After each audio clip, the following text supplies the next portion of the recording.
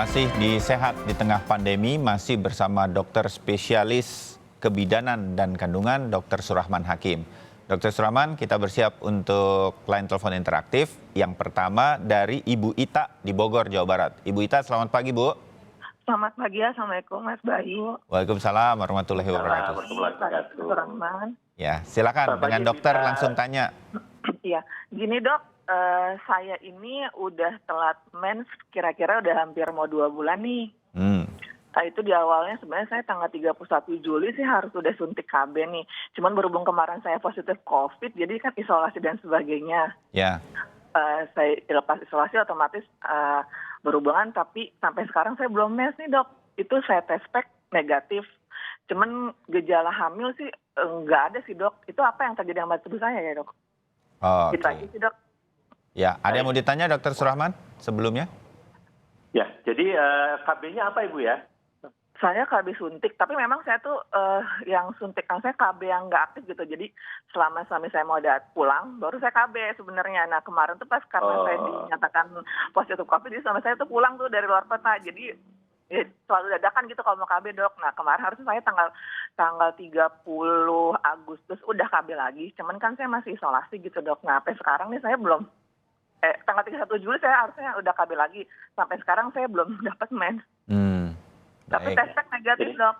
Ngaruh nggak sih sama kemarin virus itu? Oke. Jadi hormonnya terganggu gitu maksudnya. Ya, oke. Ditunggu ya. Iya, makasih dok. Makasih. Sama-sama, makasih Ibu Ita. Ditunggu, saya langsung ke penelpon berikutnya ya Dr. Surahman biar nanti menjawabnya sekalian. Ada Pak Joni di Toraja. Halo Pak Joni. Ya, nama saya Joni Tulat. Saya di Toraja Utara. Ya, yang saya mau tanyakan adalah bagaimana ibu-ibu bisa melindungi balitanya di kerumunan anak-anak yang begitu banyak. Itu satu. Yang kedua, solusi terbaik untuk menghindari corona system itu bagaimana Pak? Sehingga kami syukuri bahwa Kabupaten Toraja Utara, Republik Indonesia, Sulawesi Selatan, Toraja Utara masih aman-aman terasa, tetapi sudah masuk menyelundup satu-satu corona itu, sehingga kami rasa resah juga. Baik, itu ya pertanyaannya ya. Terima kasih. Terima kasih Pak Joni di Toraja Utara. Oke, nanti akan dijawab oleh Dr. Surahman. Sepengetahuan Dr. Surahman dari berdiskusi bersama kolega-kolega nanti. Baik, yang pertama dulu dari Ibu Ita di Bogor, sempat COVID, suntik KB, tapi kemudian tidak ada menstruasi begitu. Itu apa yang terjadi? Walaupun tidak tes pack juga tidak hamil, Dr. Surahman. Ya, jadi mungkin harus kita luruskan dulu Mas Bayu ya, bahwa sebaiknya untuk beberapa KB, terutama KB yang konvensional seperti suntik, KB baik yang 1 bulan maupun yang 3 bulan, memang disyaratkannya adalah penggunaannya teratur sesuai jadwal ya untuk meyakinkan efektivitas dari obat tersebut. Ya, karena mau tidak mau sebenarnya hormon yang dimasukkan pada waktu disuntik maupun diminum itu sebenarnya berusaha untuk menggantikan atau mensubstitusi atau menambahkan hormon yang ada di dalam tubuh kita. Dan itu perlu dosis tertentu agar efeknya terjadi. Efek apa yang diharapkan? Tentu kalau untuk KB ini adalah tentu supaya tidak timbul ovulasi atau keluarnya telur. Yang kedua, supaya tidak terjadi penebalan dinding rahim yang untuk memfasilitasi telur yang keluar dan dibuahi. Nah, untuk itu memang harus teratur. Jadi tadi buat Ibu Ita, sebaiknya memang kalau menggunakan KB harus teratur. Ini pertama. Kalau dalam situasi seperti tidak bisa kemudian suntiknya pada saat yang dijadwalkan, nah itu yang terjadi mungkin buat Bu Ita juga dan yang mungkin yang lain. Ya, betul itu yang terjadi. Jadi pada waktu kita tidak mungkin untuk datang di jadwal yang ditentukan, nah ini apa yang terjadi? Memang kita lihat biasanya ada window period. Nah untuk window period biasanya kita ambil 1 minggu. Ya kalau 1 minggu tidak menggunakan KB pada waktu jadwalnya, itu sebenarnya masih terlindungi. Tapi kalau lebih dari 1 minggu, Nah, ini pelindungannya turun. Ya. Jadi harus menggunakan KB tambahan, misalkan menggunakan kondom, ya, untuk pelindungan supaya tidak terjadi kehamilan. Nah, kalau Bu Ita tadi pertanyaannya, saya sudah terlanjur nih, misalkan, ya, sudah berhubungan tanpa dengan pelindungan yang kurang. Nah, kebetulan Bu Ita sudah melakukan tes pack. Tes pack itu 95% hampir ya, dikatakan bahwa itu akurat, ya, kalau memang dilakukan benar. Nah, kalau seperti ini, Ibu, kan suami juga kan sudah pergi kembali ya. Jadi kalau bisa sekarang, kalau misalkan berhubungan, baiknya Ibu suntik kembali ya, dilindungi 1 minggu. Dan setelah suntik jangan dulu berhubungan selama 1 minggu. Insya Allah nanti kemudian kembali normal kembali. Nah, tadi perubahan haid tadi, ya karena tadi hormonnya jadi tidak teratur kembali. Jadi dengan disuntik atau biasanya kita kalau untuk mengembalikan dulu kita pakai minum pil dulu, Mas Bayu.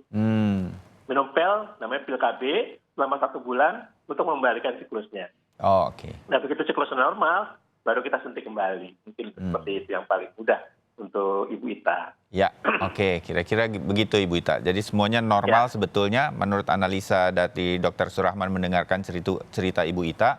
Cuma ada tahapan-tahapannya agar kembali normal lagi nanti. Kira-kira begitu. Ya. Baik, dari Pak Joni di Toraja Utara, mungkin sebagai masukan saja bagaimana kemudian kita mengamankan situasi. Jangankan di Toraja Utara ya dokter ya, di sekitar rumah saya di Jakarta saja susah juga untuk menekan anak-anak supaya tidak keluar rumah untuk bermain. Tetapi bagaimana supaya ini bisa tetap aman situasinya di tengah situasi pandemi COVID. Mungkin dokter punya pengalaman ataupun apa yang bisa disampaikan kepada pemirsa Sapa Indonesia. Silakan dok.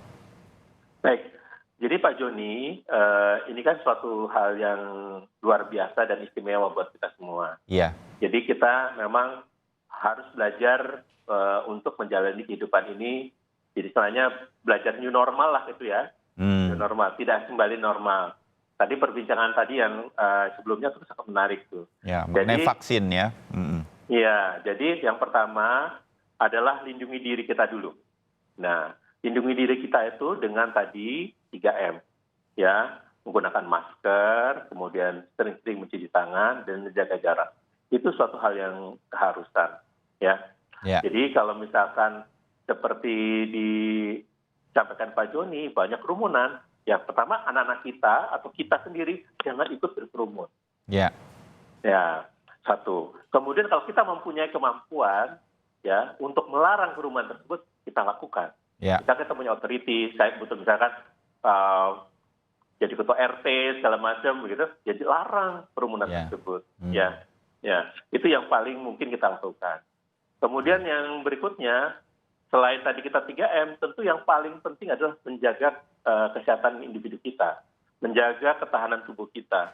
Jadi karena kita tadi seperti yang sampaikan Mas Bayu di Jakarta ini sudah zona merah, kita nggak tahu tetangga kita, sebelah kita, depan kita, atau keluarga kita, jangan-jangan sudah terkena tapi dia carrier, dia tidak sakit OTG, sehingga dia masih berjalan-jalan. Nah, kita membentengi kita dengan tadi 3M plus menjaga daya tahan tubuh kita.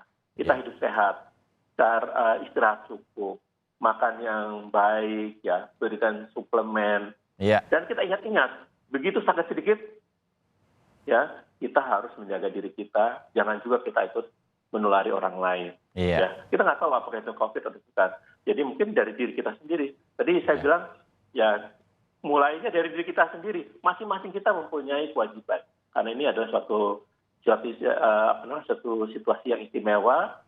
Dan kita mungkin dalam beberapa tahun tidak bisa sama seperti yang dulu lagi, gitu, Mas Bayu. Demikian yang saya sampaikan. Baik, mudah-mudahan Pak Joni bisa tercerahkan juga mengenai situasi ini. Memang harus kita menjaga diri, termasuk anak-anak kita.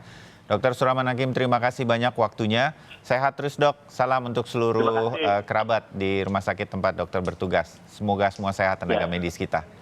Sampai ketemu lagi, selamat pagi. Kompas TV juga sehat terus ya. Amin, terima kasih.